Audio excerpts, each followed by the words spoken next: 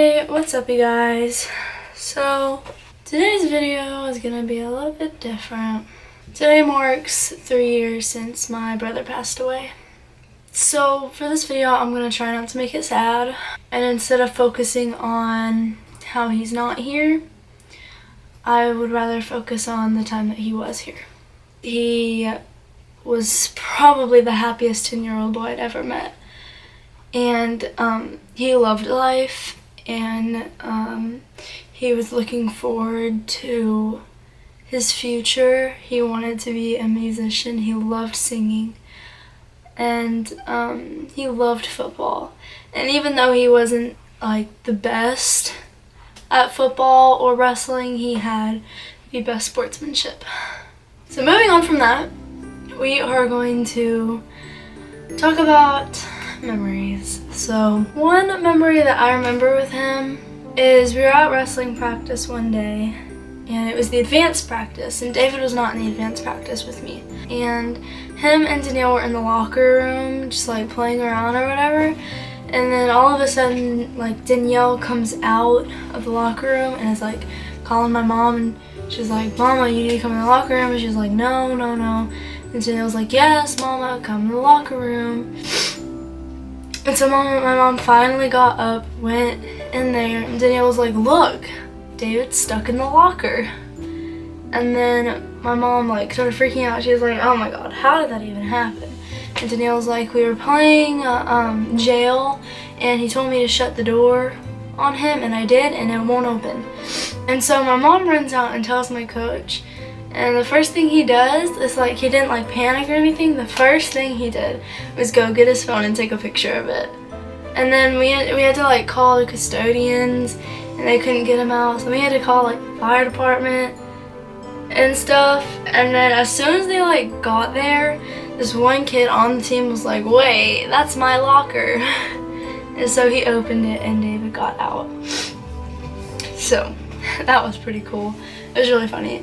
There was another time where the fire alarm went off at wrestling practice, and it turned out that David made this guy turn it off, and we were like, "Why?"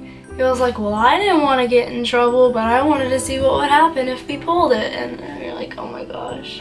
I also remember that me and David used to be really, really close. I remember we would always play, if you guys remember this, there was this old show called Aaron Stone, and David was obsessed with that. He had like all the toys, and so we'd go play outside with that. And then like, you know, I was getting older, so I thought it was a cool thing not to go outside and play with my little brother.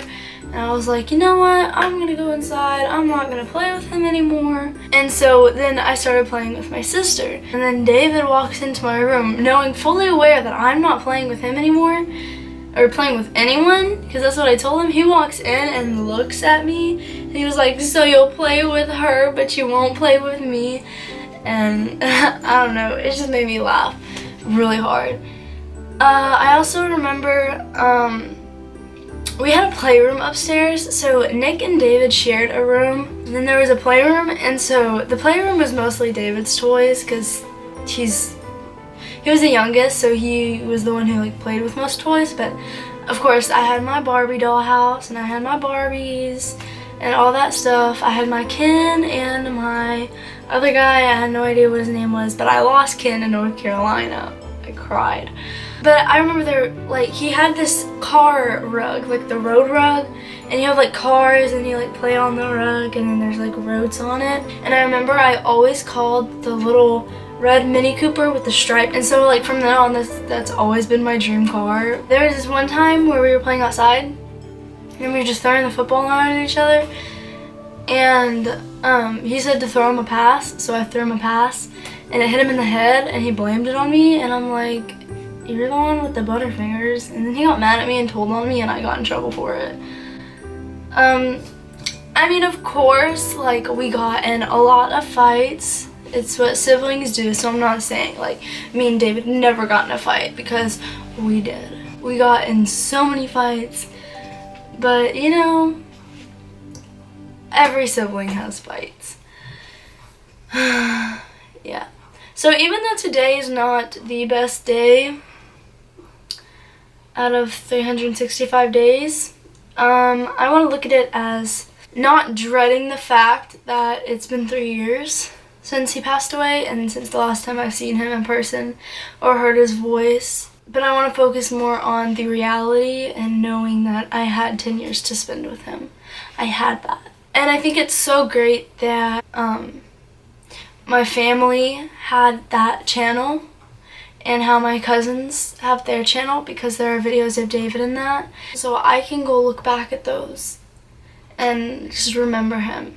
And I'm so thankful that I can go look back at the videos and be like, oh yeah, that happened.